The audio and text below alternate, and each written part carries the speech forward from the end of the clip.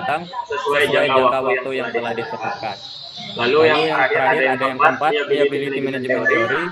Teori ini melihat struktur aktiva bank mempunyai peran mencolok yang harus dimainkan dalam menyelidiki likuiditas untuk bank.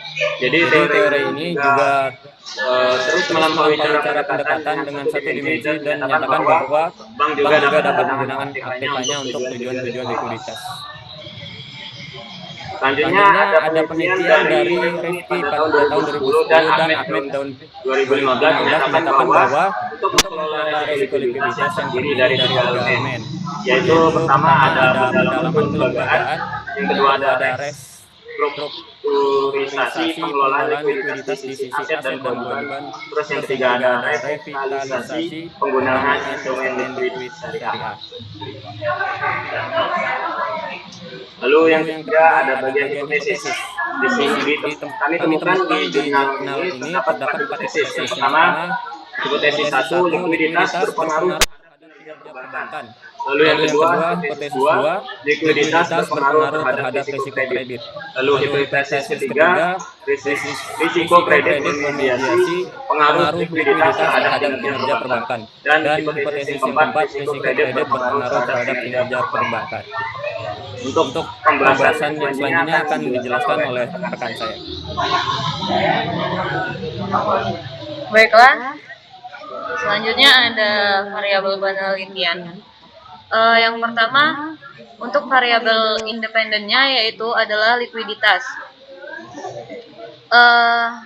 Likuiditas di sini diukur menggunakan financing to deposit ratio atau FDR. Variabel ini menggambarkan kemampuan untuk menyalurkan dana yang dihimpun dari masyarakat ke dalam bentuk pembiayaan. FDR digunakan untuk mengevaluasi tingkat likuiditas bank, dan efisiennya dalam mengelola dana. Kemudian yang kedua ada variabel mediasinya yaitu resiko kredit. Resiko kredit di sini diukur menggunakan non-performing financing atau MPF, yaitu indikator yang menunjukkan tingkat pembiayaan bermasalah di bank. Resiko kredit menjadi penghubung antara likuiditas dan kinerja keuangan sesuai dengan hipotesis penelitian. Kemudian yang ketiga ada variabel dependennya yaitu kinerja keuangan. Kinerja keuangan di sini diukur menggunakan return of asset atau ROA. ROA adalah ukuran profitabilitas yang menunjukkan seberapa efisien bank menggunakan asetnya untuk menghasilkan keuntungan.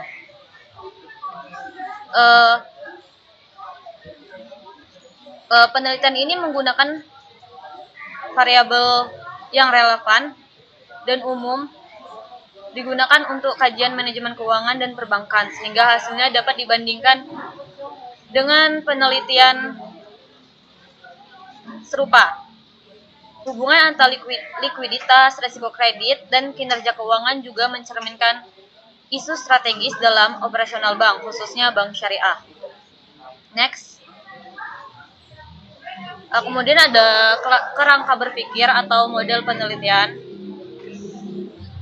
Jadi komponen kerangka berpikir dalam penelitian ini ada NPF, ROA, FDR.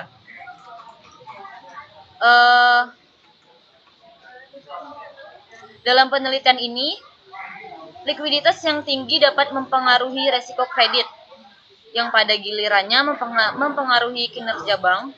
Resiko kredit berperan sebagai variabel mediasi dalam hubungan antara likuiditas dan kinerja bank. Jadi, kerangka berpikir yang disajikan dalam penelitian ini mendefinisikan hubungan antara variabel utama yaitu likuiditas, resiko kredit, dan kinerja bank. Namun, untuk membuatnya lebih komprehensif dan relevan, perlu mempertimbangkan tambahan variabel eksternal, indikator kinerja yang lebih luas, dan karakteristik unik perbankan syariah.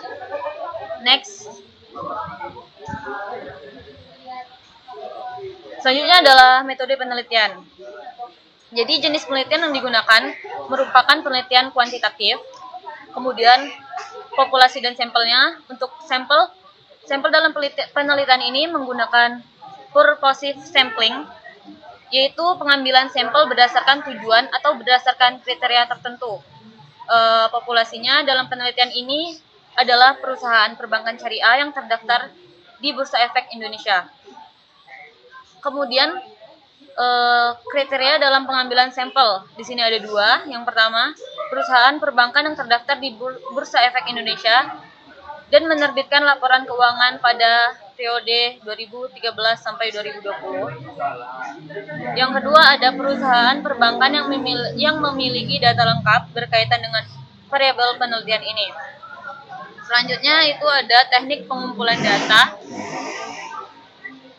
Pada penelitian ini teknik pengumpulan datanya menggunakan teknik dokumentasi, yaitu pengumpulan data dari dokumen yang telah ada. Kemudian ada jenis dan sumber data. Jenis dan sumber datanya itu sekunder. Kemudian laporan keuangan atau annual report dan Indonesia Capital Market Directory yang ada di Bursa Efek Indonesia dan OJK. Kemudian teknik analisis data menggunakan model regresi dengan alat analisis menggunakan software SAM-PLS, yaitu Warp PLS 7 pada 14 bank umum syariah yang terdaftar pada Bursa Efek Indonesia. Baiklah, selanjutnya akan dilanjutkan oleh rekan saya.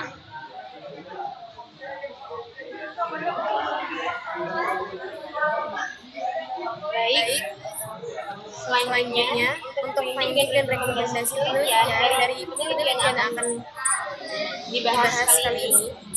Penelitian ini berhasil membuktikan bahwa dengan likuiditas berpengaruh terhadap kinerja bank dengan memiliki resiko kredit sebagai mediator.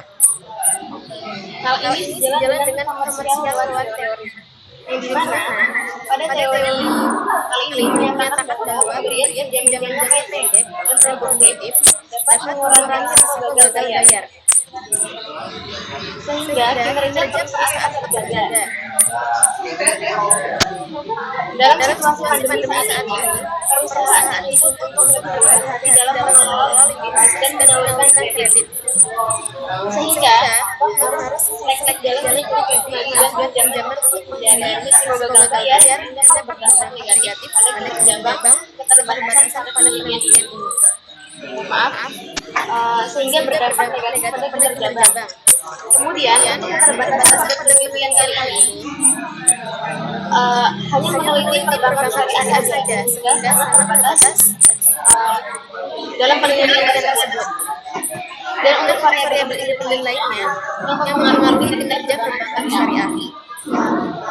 Saran dari kami penelitian selanjutnya yaitu agar membandingkan perusahaan perbankan syariah dengan perusahaan perbankan konvensional.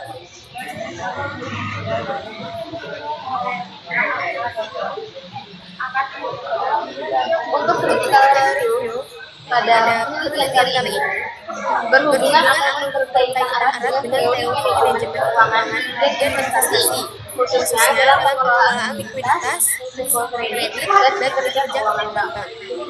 Sebagai teori likuiditas, pengelolaan likuiditas baik (FPR) akan mempengaruhi risiko kredit dan kemudian berdampak pada kinerja bank (ROA). Hal ini juga sejalan dengan teori manajemen risiko, di mana risiko kredit menjadi faktor penting dalam menjaga stabilitas dan profitabilitas. Selain itu, penelitian ini mencerminkan prinsip trade of risiko dan kembalian dalam teori investasi, di mana pengelolaan risiko yang buruk menurunkan profitabilitas. Trade-off sendiri itu memaknai di mana seseorang harus memilih antara dua hal saling bertentangan dan mana juga mendapatkan sesuatu yang hanya berarti mengorbankan dirinya untuk hal yang lain dalam konteks manajemen keuangan dan investasi. Kemudian trade-off ini juga sering digunakan untuk menggambarkan hubungan antara risiko dan kembalian.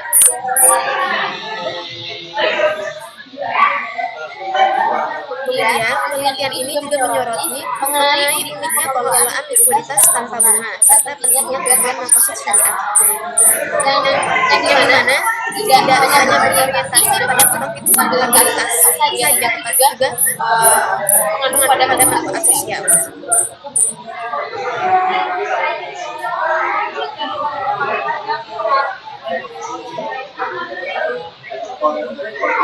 Kemudian akan kita lanjutkan pada presentasi jurnal selanjutnya.